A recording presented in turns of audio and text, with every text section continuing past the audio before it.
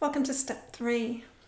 So in this step, we're going to start releasing all the emotional garbage and beliefs, negative beliefs that we have around money and around wealth. So this has been accumulated because of being around people that have believed that, we've all been in this messed up society where the majority of people aren't wealthy and just a few of them are. And where most people have been in struggle, where most people have either been living in poverty, debt, or just getting by. And that leaves its emotional scars. Seeing people in that state leaves its emotional scars. Being taught by people in that state and leaves emotional scars. And repeating what those people have done that have been around us in ourselves leaves emotional scars. And not only that, but then we have all of these beliefs about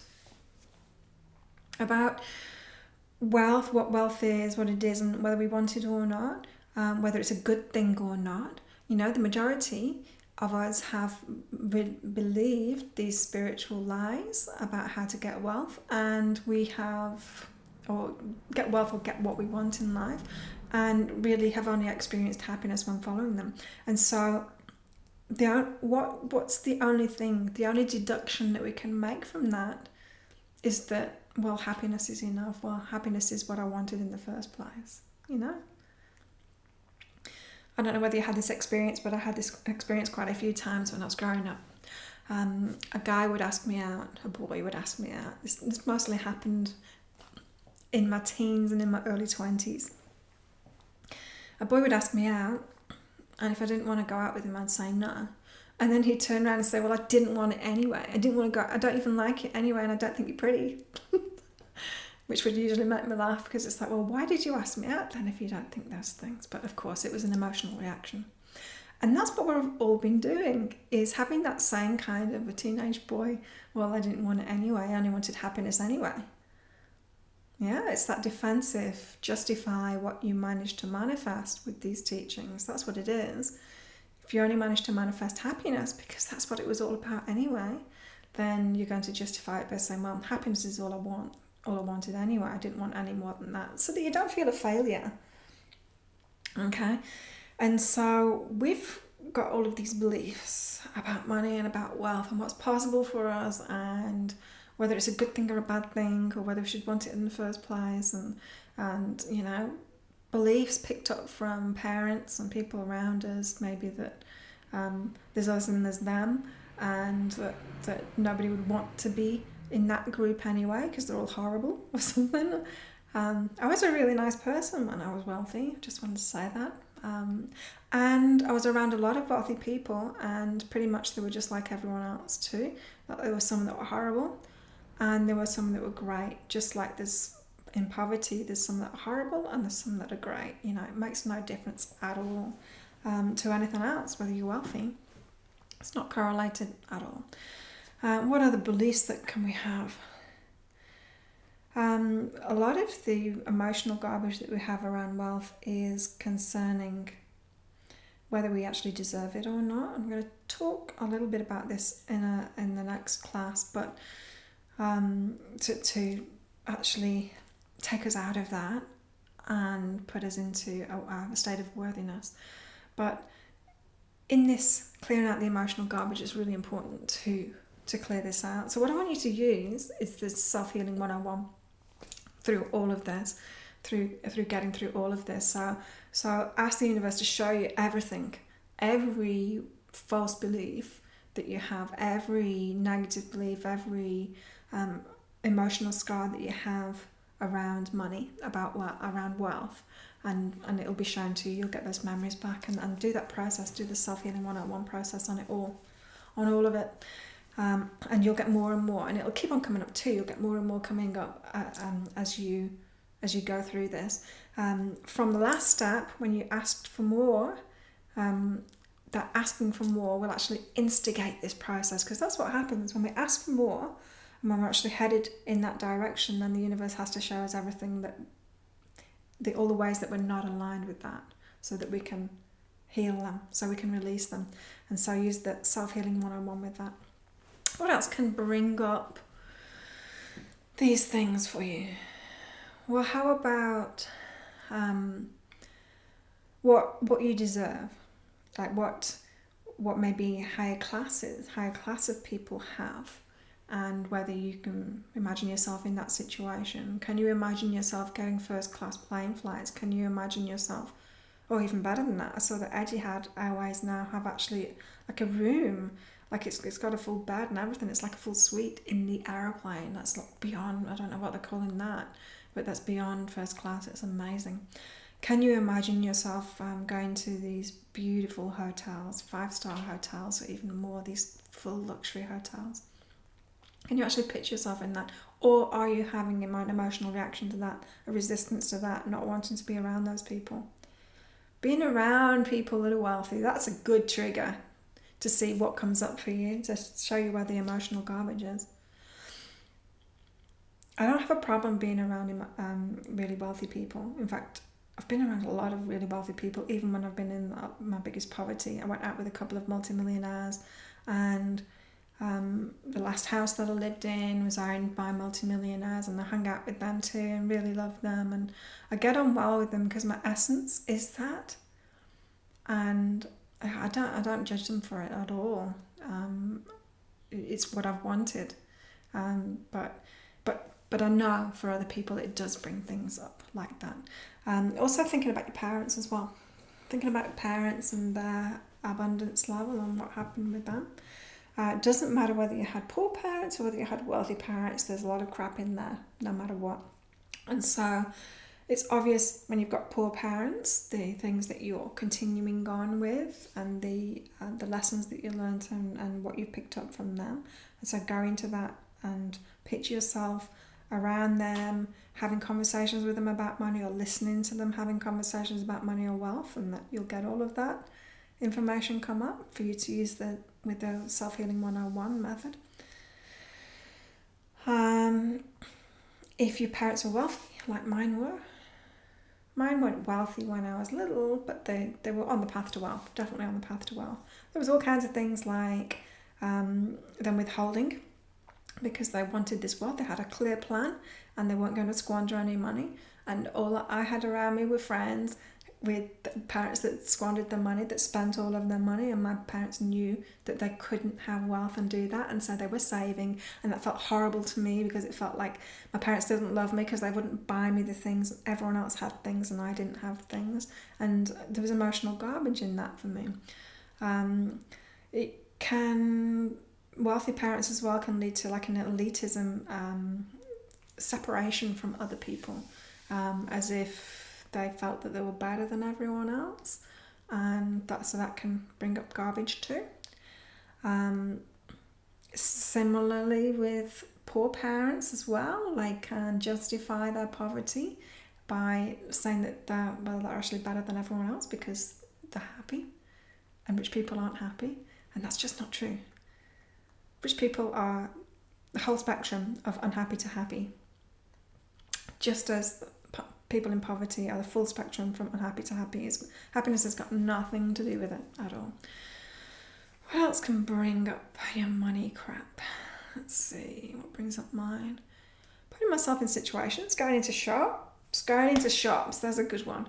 Going into the high class shops, going into the designer places, going into the Gucci store, into which other ones have I been in? Chanel.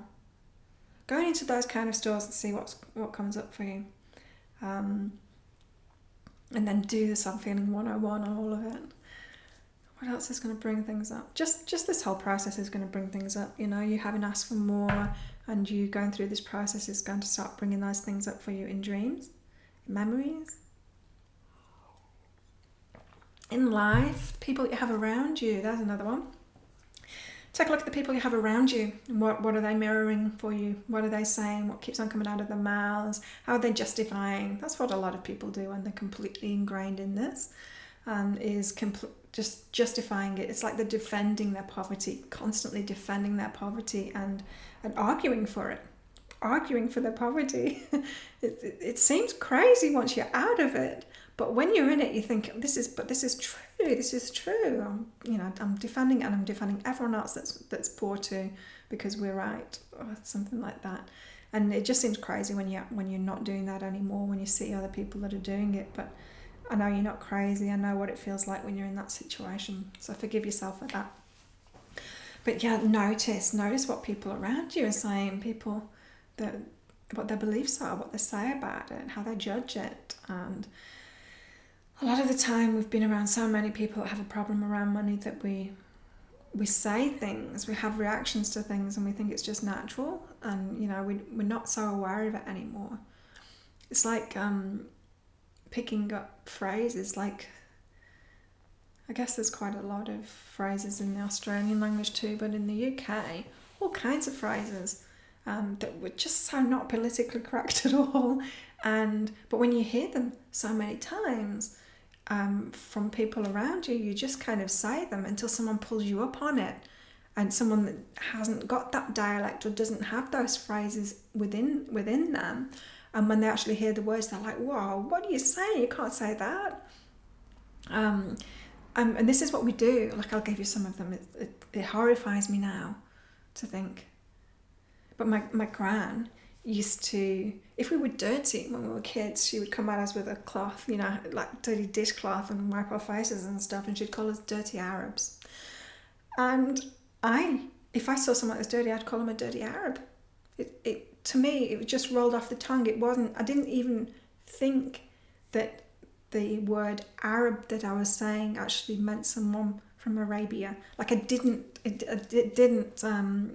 connect that at all. To me, it was just like, thingy-majig. It was just like a made-up saying, and so I repeated it until somebody told me, how racist? And I'm like, whoa, I didn't even see it that way. What was another one? One of them, which was really destructive to me, because I believed it, or my subconscious believed it, was the threat, "I'll kill you." My family used to put it around all the time. If you did something that they don't want you to do, if they were angry with you, they would say it through grit teeth too, "I'll kill you." And that caused me a lot of damage, because of course, first time I heard it, my subconscious believed it, and I had this deep belief, my subconscious had this deep belief that my family were going to kill me, were actually going to kill me.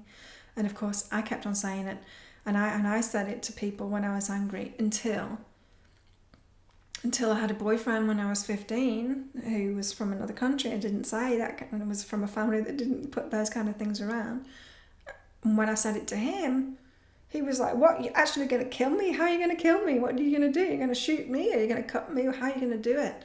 And then I realised, it's like, I'm not going to kill him. Okay? And so we have sayings like this around money, things that just come out of our mouths, emotional reactions, the way that we defend, the way that we will justify, and that just seem totally natural to us, but they're not natural. They're just learned patterns, and so those need uncovering too. So pay attention to what's being shown around you, to your dreams, to your memories that come back, and take yourself back there as well in your life, to emotional times around money, when you've been in poverty, or when you've had plenty of money, because that has its emotional garbage too, how you're treated by others, especially if you are moving on from your tribe, from a tribe that you've been in to a new tribe. That brings up emotional garbage too, of leaving people behind and their reactions to it, and you wanting to keep yourself down so that you're part of that tribe still. And so plenty of ways to get this emotional garbage up, and of course, always use the self-healing 101 method on it to get rid of it all. This step is going to be ongoing. The more you get, the more money you get, the more you will spend. Okay, so what you will accept in life increases. What you will spend out on increases. So if you think about it, if you had like 5 times the amount of money that you've got now, and it was coming in, how would your life change? What would you do differently?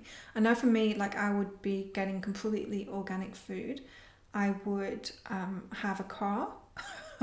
Haven't got a car at the moment, but I would have a car, and I would have a new car and a nice car, because yeah, I really love new cars, and I won't settle for anything less now.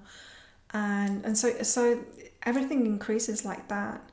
And when you do that, when you raise your standards in that way, then what will make you feel even better will be even more. And so you're setting this process off again. You'll be asking for more, listening to yourself.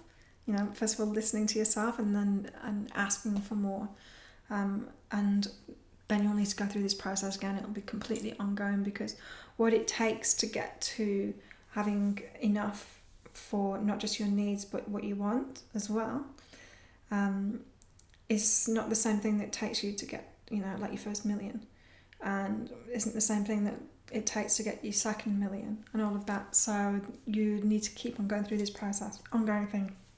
But be aware of it. Be aware of it while you're going through this process, for sure.